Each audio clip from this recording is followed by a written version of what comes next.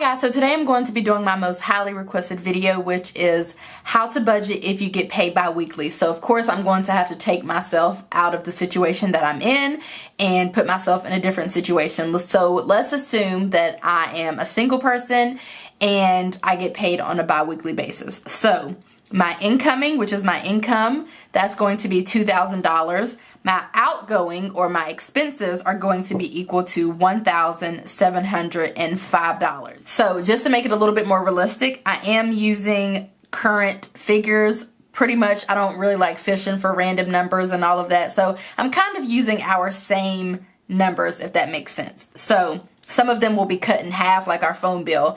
We pay almost $80 a month. So for this person, and assuming that it would just be me, I've put down $40. So, but for the most part, this would be pretty realistic for me.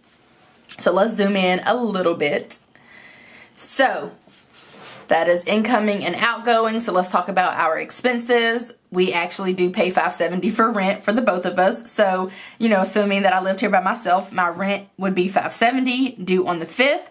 My electricity would be about $80 a month due on the 15th. My cable and internet would be $100 due on the 3rd. My minimum payment for my student loan would be $100 due on the 4th. My gym fees would be $20 due on the 12th. I actually don't have a car payment, but I do go to the gym and work out with a personal trainer. Pretty much the same price. So I have inserted a car payment just to make it a little bit more relatable. Car payment is going to be $300 due on the 20th. Car insurance is going to be $80 due on the 21st. Cell phone is going to be $40 due on the 27th. Life insurance is going to be $20 due on the 28th. And renter insurance is going to be $15 due on the 28th as well. Food is going to be $200 a month for a single person. This is going to include groceries and restaurants. And then fund money, which what I would call an allowance, but some people call it something different. So that's going to be $100. Toiletries, $30, and then gas is going to be $50 a month. And so obviously some of these numbers are going to seem a little bit unrealistic for some people, but this will be actually pretty realistic for me as far as the expenses go. So whenever I'm doing my budget, I always list the most important expenses first, which for me is going to be rent and then utilities. So rent, water, and electricity would basically take care of the utilities. All of the other kinds of utilities, like a cell phone, I don't technically need one because I have a work cell phone and I don't even talk on the phone. Cable and internet, that's definitely not a must or anything like that. So the rest of them, I've kind of just put rent and water on here and electricity and listed the rest of the expenses on here. But for me, I always like to list rent at the top and then utilities at the top because I would absolutely have to have those to survive.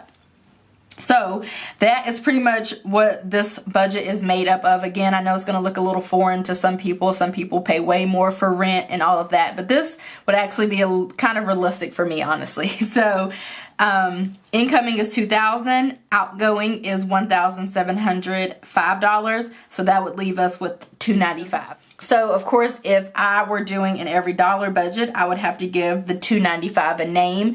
So for me, I would probably, if I had a car payment, I don't right now. I'm free of a car payment of like 2 weeks. I just paid the car off like 2 weeks ago. But if I had a car payment, I would probably send that money to my car payment. So essentially, I would be doubling up on my car payment. That's what I would do. So just as a keynote, especially considering everything that I've learned thus far, whenever you are putting your income in here, whenever you're doing your budget and you're putting your income, always go with the base pay. So my base pay technically right now wouldn't be $2,000, but I use this number because it's kind of easy. And this is actually about what I was making when I was fresh out of undergrad.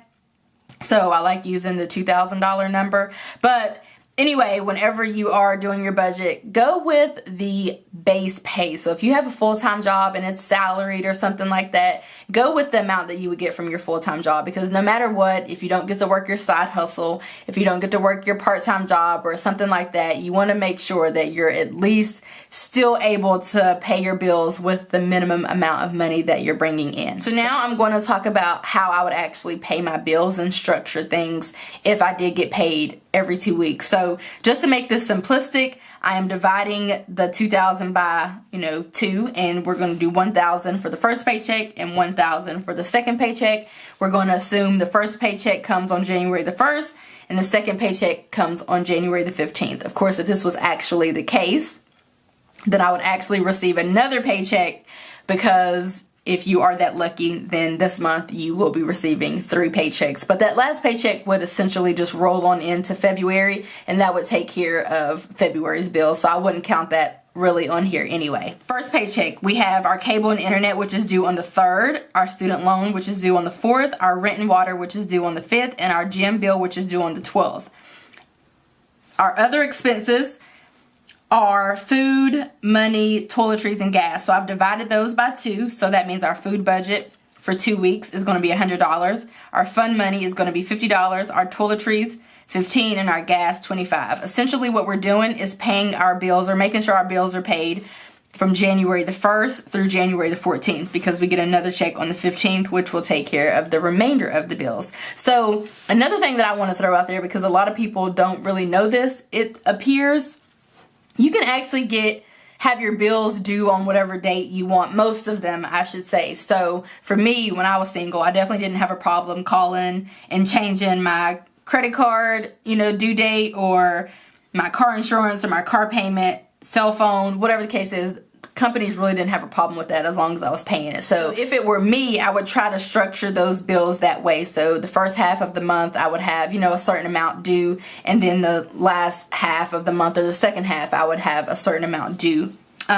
This particular budget, I didn't really make things super even, because I just want to throw out a curveball out there. But that's probably what I would do. But let's say that's not the case, because that might not always be the case where your bills are going to line up evenly. And so all of that together equals $980. So that would be 1,000 minus 980 equals $20. And so that's pretty much what you would have in your account until you got your next paycheck. And so the reason why I'm kind of like throwing a curveball out there and I'm not making everything, kind of even, is because, again, it's not going to happen that way every month. But also because if this is actually the case and this is how things are lined up for you, you would essentially have to maybe try to sacrifice in one particular area. So you might not take any fun money. I know some people are not obviously going to really want to do that or to agree with that. But, it just depends on how hard you're willing to go. So,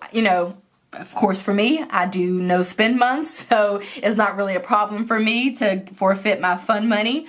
So, in the event that I did that, I would then have $70 to last me until the next paycheck. But of course, if I'm budgeting my money correctly, I'm not going to have to worry about, having an overdrawn account or whatever the case is. If I pay my bills and I know the due dates, of course, because essentially, I feel like most people know their bills and the amounts before the month starts, by the end of the previous month. If you have your amount for your bills and you pay those, which would be these 4, you're normally averaging $25 for gas for 2 weeks, and you have your toiletries for $15 and your fund money for $50 and your food for $100. $100 will certainly feed any one person for 2 weeks. And if you're budgeting your money correctly, having $20 in your account won't be that big of a deal, especially if you have like savings, or if you have an emergency fund already established or something like that. Having $20 won't really worry you. But again, if you have to forfeit your fund money for the first half of that particular month, then that might be something that you have to do if you feel more comfortable with, having a little bit more in your account. And then paycheck 2. So this would be the 15th. Again, if you technically got paid every 2 weeks, then in this month for January, you would actually have an extra paycheck, which would be due, which you would receive on the 29th. But again, that would pretty much just roll over into February and take care of February's bills, which is why I have not added it on here. So the 15th through the 28th, which is when our last bill will be due and the day before we get paid. Our electricity is going to be $80 on the 15th. Car payment, $300 on the 20th. Car insurance, $80 on the 21st. Cell phone, $40 on the 27th. Life insurance, $20 on the 28th, renter insurance, $15 on the 28th, food, $100, fun, $50, toiletries, $15, gas $25. Now at this point we would have a little bit extra, so we would have 1,000 minus 725 equals 275. So if you're staying on budget, the bare minimum that you should be able to put towards the debt or to save would be $295. But again, a lot of people ask me about this video, and I don't really think it would be too much differently than what I do now.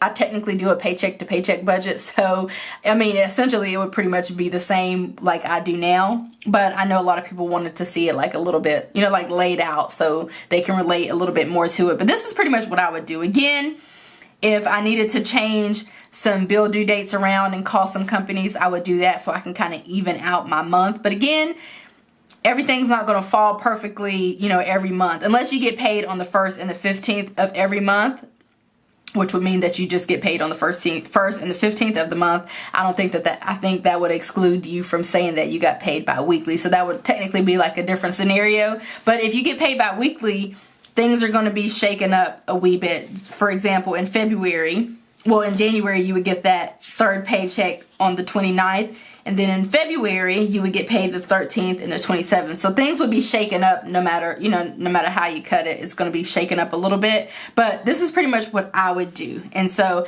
I hope this was helpful. I can go into detail more about this at a later date, but I wanted to give you like an introductory video because a lot of you have been asking me about it. And so I just wanted to show you essentially what I would do.